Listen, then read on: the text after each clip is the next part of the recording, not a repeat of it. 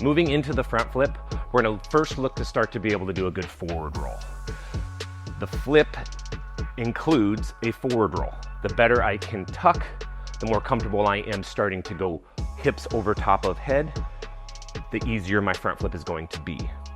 A front flip is simply jumping and throwing my hips and butt over top of my head. When we go into the forward roll, since we're practicing a roll, anytime we go into a roll, we want to start with our feet together because a roll comes after a landing. So even though we're preparing for the front flip, as we practice our roll, we still want to practice it with appropriate technique. I'm going to start with my feet together. I'm going to squat down. I'm going to put my hands on the ground. The biggest thing I'm trying to protect with my forward roll is my head. So I'm going to bring my chin to my chest. I'm going to bend my arms and then straighten my legs to get my butt over top my head while staying in a nice tight tucked ball. Again, that nice tight tucked ball is going to transfer into that front flip.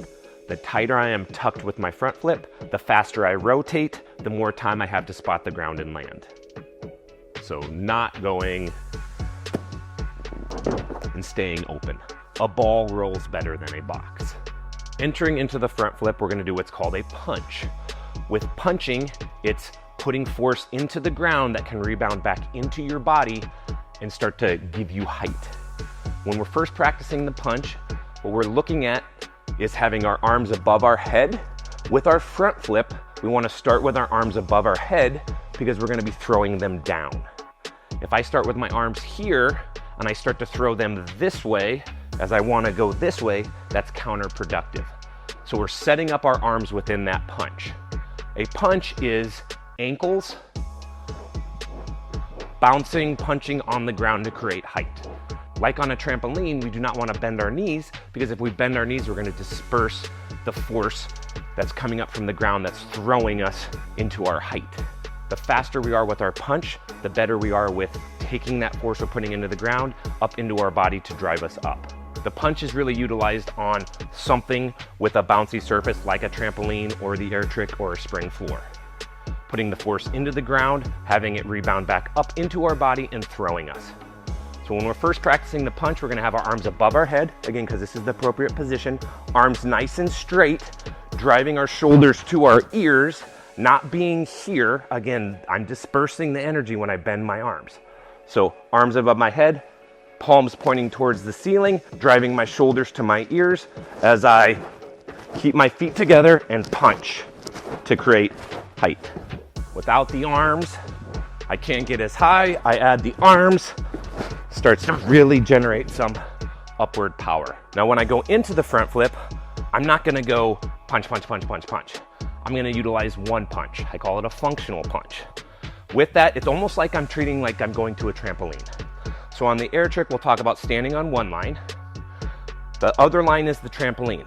I'm gonna step, hop to the trampoline to then punch off.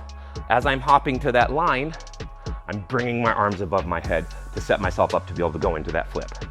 So I go step, hop, punch.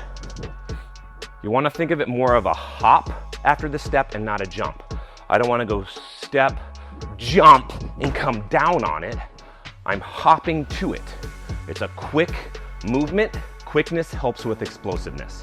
So I'm gonna step, hop, punch. So then when I go into my front flip, I'm not, again, punch, punch, punch. I'm utilizing that functional punch. Now you can utilize this cheese wedge to start to combine the punching with the forward roll. We're gonna put our hands on the cheese wedge, punch a couple of times, jump our hips over our head and go into our tuck, utilizing our arms. The higher our butt gets, the easier it's gonna be. Again, remember the front flip, when I'm getting height, isn't my chest getting height, it's my butt getting height to go over top of the rest of my body. This time we're gonna add multiple punches into the forward roll. So I'm gonna punch, get as close as I need to, and then throw my arms, drive my butt over my head. It's creating a little bit more momentum because now I'm utilizing my arms. Again, arms above the head, driving down. From there, we're gonna add the functional punch.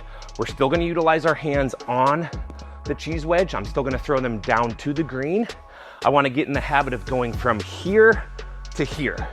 One of the common mistakes we see is that people start to not use their arms. The arms are super important with your front flip.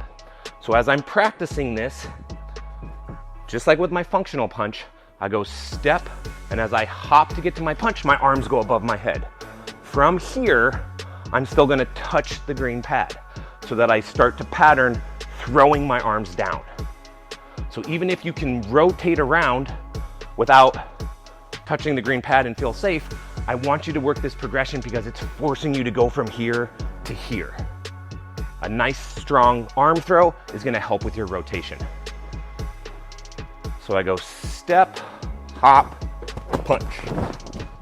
As you start to feel comfortable with it, you can start to not put your arms on the green cheese wedge, but you still need to have your arms above your head and drive them down. Again, one of the common mistakes we see is as soon as I say you don't have to put your arms on the green, kids forget to bring their arms up and they just immediately go into their tuck. So they'll go and not use their arms. Make sure you're still setting your arms up when you go from that step to hop to get into that functional punch. Again, step, hop, throw. Now not utilizing your arms on the cheese mat, going as much into a flip as you're comfortable with, either landing on your butt, trying to rotate all the way to land on your feet. I also have to start to understand my Goldilocks zone. I don't want to step, hop, and throw from way back here. So starting to understand where I need to be as I'm taking off from a flip. Front flips are hard to do on flat ground, so a lot of times you're going off of something. So having that awareness of how far I need to be from whatever I'm going off to generate the most power. Same thing here, I'm starting to understand that Goldilocks zone of stepping, hopping, so I'm close enough to be able to land on the green cheese wedge. From there, you can start to take your front flip into the foam pit. With the foam pit, you want to start to be able to open up and land on your feet in the foam. The front flip is hard from a landing standpoint because your head is the last thing around. So it's a blind flip.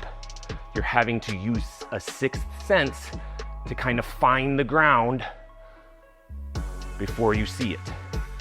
Starting to do that in the foam pit, trying to open up and pretend like you're landing, even though it's foam, and you can kind of land however you need, landing, treating it as though it's the ground, finding that ground, getting a good landing. Just like with all our other landings, I'm landing, bending my knees, absorbing. Along with the foam pit, you can start to use smaller mats. The cheese wedge is a little bit thicker, so it's a softer landing. You can start to use smaller mats on the air trick until you're eventually just doing it on the air trick. For the tumbling stripe, you need to be able to do the front flip on the air trick.